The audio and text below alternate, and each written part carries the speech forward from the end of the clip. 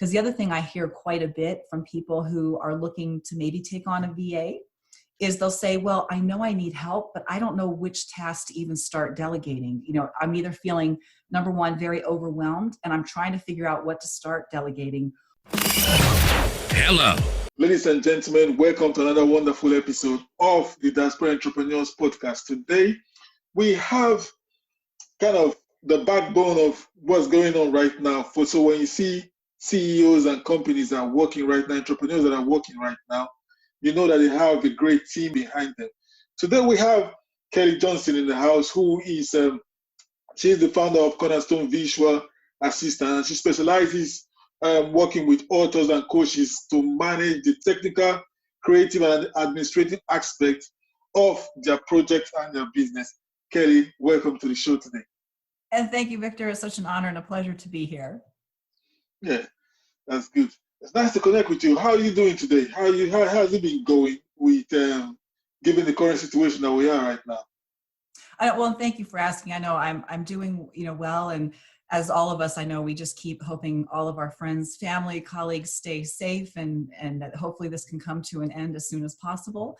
But I think it's wonderful that you have opportunities like this where we can just feel like we're still connecting with each other. And I think as I've seen with some of the recent commercials where they have, the hashtag alone together, where sometimes we might feel like we're isolated, but situations like this make us feel like we really still can connect. And it's the power of technology that lets us do this. So we're very appreciative in that, that we have that available. Yeah, we are very appreciative of the technology that is connecting us together from one side of the pond to, I'm in London right now. So where are you? I'm in Colorado. So that's what I was going to say. Exactly. We get to have these international connections in addition to just local that we're able to do. Yeah. You see, Kelly, today we'll be speaking about, because now so many entrepreneurs are working from home, startups are working from home, and you've been like the engine, or you've been like the oil that makes things to work. So what is, today we'll be speaking about, obviously, how the VAs are making the world a better place for entrepreneurs right now. So how did you get into this? Well, and thank you. I appreciate what you shared about how we, as a virtual assistant, can help you the oil or keep that engine going. So that's part of what I do see in the support that I'm able to give the entrepreneurs that I work with. But basically, how I got into virtual assistants, it's one of those where we don't always know how or why things happen, but they happen for a reason. And that's where I feel it really happened for me in being a VA. I had a job transfer actually to management, and I was going to be moving away from Colorado to North Carolina, where the headquarters were. So I had taken that position. My husband was going to be able to come out and move as well so that we could do that job transition. We needed both of us to move, and found out 4 months later that his company decided he needed to stay in Colorado, so he wasn't going to be able to move. So when you find yourself in that job situation, you think, well, now I need to make some shifts. Wasn't expecting this. And it's one of those where it happened a week after I found out about that. I was given an article in Business Week about virtual assistants. And I thought, what is this? I had never heard of it. It was something new. And when I read about it, it felt like it was such a fit for me, because it allowed me to take my background in education and experience in the workplace to be able to have my own business and how I could support entrepreneurs in helping them to achieve their goals and the tasks that they needed. So I actually, in that article, they had a couple of organizations that helped you to become a virtual assistant. And it had in there a couple of different organizations that helped you to prepare to be a virtual assistant. I actually did select one of those. It was AssistU. And what I liked about it is those organizations, in preparing to be a VA, it wasn't that they were going to teach you certain technical skills, like, for example, like how to learn Excel or, how to create a website. What their stance is really preparing you to be a business owner, because a lot of us had, once again, the education and the work experience, but we had not owned businesses before. And I felt that would be an asset for me, not only to form my own business, but since I'd be working with other business owners, that would give me that great foundational piece to be able to know and support them even better. So I completed their 20-week program after I was accepted into their organization. And it's just been a wonderful experience since then. And in September of this year, I'll be celebrating 16 years of having my VA business. Wow. Wow, that is some great achievement there. That's a great. But you took this bold step of just going out to do things on your own. Was there any regret till now, looking back? Well, no, and that's a great question. And I think that's an important factor that I think for all of us as entrepreneurs, that you have to make that decision where maybe you've been thinking about it for a while, that you want to go out on your own, start your own business, and you just kind of take that deep breath and feel like, you know what, now feels like the time. So when I made that decision, to go ahead and attend Assist You and complete that and start my own business, that's what really felt like, I'm ready. I want to give this a try. And I don't have any regrets. I think one of the great things, like I said, that I've just continually being able to see as the years have gone on, that the background that I had in, like I said, with just my, education, the degree that I had, plus my work experience, how that just kept building and building, and what I was able to learn and how I was able to support clients. One thing in particular that I find really interesting is my degree was to be a high school English teacher. And I loved being in the classroom. But one of the things I found that worked really well was when you prepare as a teacher for a lesson, you have your lesson plan where, okay, here's your objective. This is what you want people, the class, to learn. Here's the materials that you need. Here's the outline of the lesson. And then what's the follow-up, the evaluation. That outline fits very well for my clients when they're hosting webinars. For example, I used basically a lesson plan of, okay, what's the objective my client wants to have with this webinar? What materials do we need? The technology, any handouts, PowerPoints, what is the actual content going to be? And then what's the follow-up evaluation? So it's been great to see how a lot of things in one industry can actually apply to another.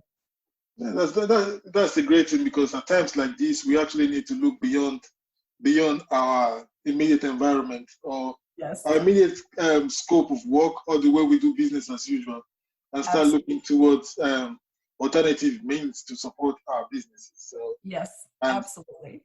Yeah. So since moving from corporate to start having your own business, so how has it been? Who have you been working with? So primarily when I first started out, once again, since my background is as an English teacher, reading and writing's always been close to my heart. So I wanted the opportunity, if it came around, to work with authors, because I knew I could have a lot of assistance that I could offer just with my background there. And when I had a chance to complete my Assist You time with them in that 20-week program, they actually offered a mentorship, and the person I was paired up with worked with coaches. And so I was able to be exposed to working with, life coaches, executive coaches, leadership, health coaches. And I really liked that industry. And I felt that the VA profession and coaches had a lot in common in just how we approached our work and how we wanted to support our clients. So that's how I came to also then specialize in working with coaches in addition to authors. So it seems like a seamless transition, if I must say that. Yes, and actually one of the things because what I focus on a lot in my virtual assistant practice are technology type of projects that I'll help people with, everything from their websites to, online newsletters to online shopping carts, putting together online courses, how all that can come together.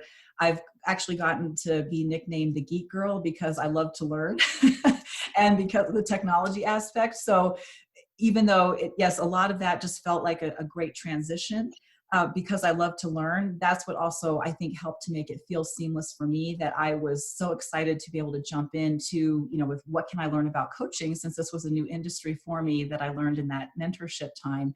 And that's just really been a wonderful asset that I just like to dive in and roll up my sleeves and let's get to it. Yeah. So what do you think is the role of VAs right now, given the current crisis that we are in? Yeah, once again, great question. I think obviously because so many people are now having to work virtually, that made for a very seamless transition because I already do work virtually. So that worked very well, and being able to still offer my services. Because one of the great things about being a virtual assistant is that people are partnering up with a business owner. So we're both business owners. We understand those peaks and valleys that happen in business. And also as a virtual assistant, my clients are not having to provide office space. They're not having to provide equipment. It's not paying for sick or leave time. It's literally being able to work virtually with somebody who can help them with the tasks that they need to achieve their goals or be able to implement different things in their business. So obviously in this time, especially right now with what's going on, clients can still continue their business because they're not having to worry about, oh, well, my VA can't come into my office anymore. We can still keep, business going as usual, and also look at what are some new programs or, products that they can offer to help people that are going through this time. Wow, that is great. So there's one very tricky question I need to ask. Yes. Because I don't know, our VA is just introverts, so you just want to be left alone. I want to be at home, and I don't want to speak to anyone in the office. So no, are you an introvert? No, and I love that question because it's funny. I've never really thought of that would be an interesting study, wouldn't it? If how many VAs tend to be more introverts or extroverts? And I have a feeling my initial guess would be maybe a little more often than not, they might be introverts, just because, as you said, they're maybe thinking, well, if I'm not overly comfortable maybe always being around groups of people or in front of people, this allows me to have more of my type of personality where I'm a little more introverted, rather than always be out there. But once again, that's the beauty of being a virtual assistant, is because it's your business. You get to design it the way that you want. So if you want to, be a little bit more introverted, and that's, maybe you don't do as many video calls, you do maybe more phone calls because you don't feel maybe as comfortable on, video, you still have that connection with people. You're still able to do your job. And if you are a little more extroverted, then once again, you can, look at more of those technology type of platforms that let you be out there a little bit more, and you can, network in different ways that you want. So it really does help to make a good fit for what your personality happens to be, and who you want to work with, and who's your ideal client. Yeah, and you don't have the pressure. You don't have the pressure of dressing smart and going to work.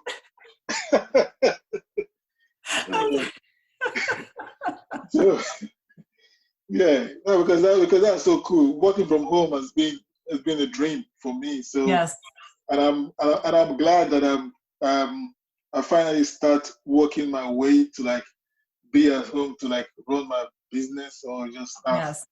Yeah, so Absolutely. I'm happy to work on it. Yeah. Oh yeah, and sorry, Victor, I was just going to say, just as a companion comment to what you were just saying, I know I have to admit, being a little, like you said, a little cheeky for the moment, that I so enjoyed being able to work from home as well, especially because in Colorado, we actually have over 300 days of sunshine a year here, but I know because of the ski resorts, people think we're buried in snow a lot of times. So yes, when we do get those snowstorms, I must admit, shortly after I started my business, when I looked out my window and I thought, I used to have a 2-hour commute drive to get to work every day.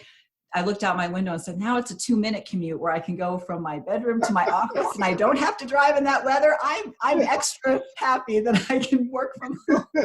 And once again, it's amazing how much that gave me 2 hours back in my day, that I wasn't having to just be in my car, so that let me be more productive as well, which was another great benefit.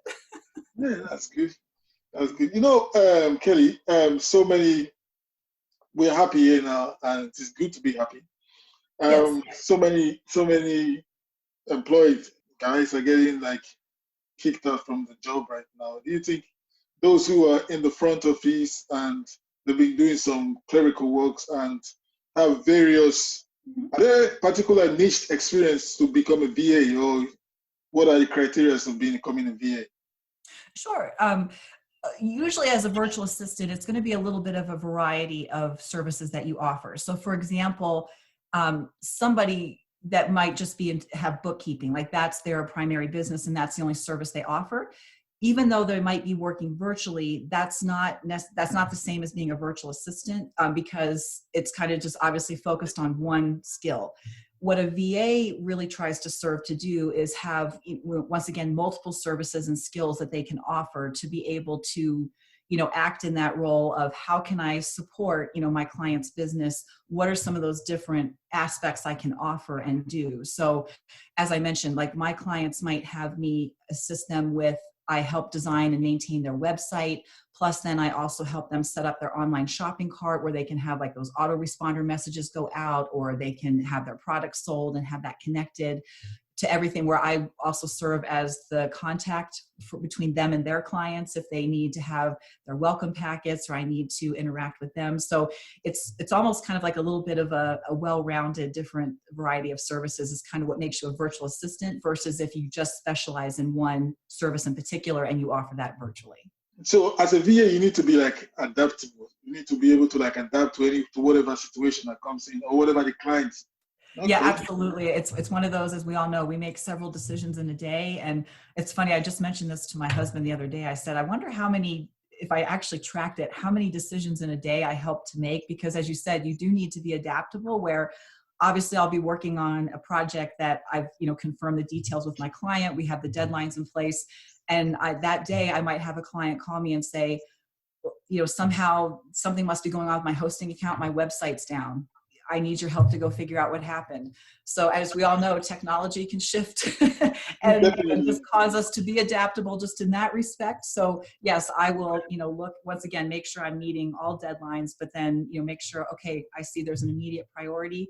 What do I need to start reworking to help resolve that problem? So as you said, yes, it is just also being adaptable to make sure that we can resolve any issue that comes up and also present solutions. If a client wants to do something that they would like to implement, maybe a new product or program, how can we be innovative and what can we present to them to make that come to fruition?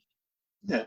So say, can you just tell me about just one or two steps if I'm looking out for a VA now, if there's someone listening to us right now that wants to get a VA or wants the services of a VA, what are the one or two most important things they should look out for? A couple things that I would suggest is I think it's always great to, talk to some of your colleagues and see if they have any referrals or recommendations to virtual assistants, because then at least those people have some direct experience that they can share with you and say, yes, this is my VA that I work with. These are some of the characteristics I really like of how we make our professional, relationship work. And once again, you can go from there and have some interviews. I do recommend that you talk to at least a couple people, because one of the important things is, I know some people that haven't worked virtually before, one of their questions is, how well does that professional relationship really work? Like, how can I really get to know somebody if it's virtual and I'm not interacting with them in person? And once again, I think especially because of what's going on right now with, COVID-19, that we're realizing that you really can make those connections and get to know people virtually, whether you're talking with them on video, on the phone, or email.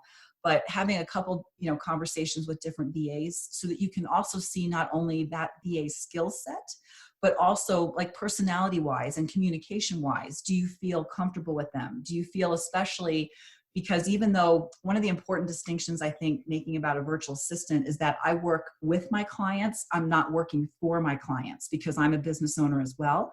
But even though I'm working with them and not for them, I understand I'm still representing their business. And I want to make sure they feel comfortable that if they're referring people to speak to me, like if their client needs to talk to me about some information they need, or I need to collect something for them, or I'm talking for them with an organization for a speaking engagement, that I want to make sure they feel like I am appropriately and accurately representing their business as well. So that's why some of that communication, feeling like you have a good match there, in addition to the service they're going to offer, is really important.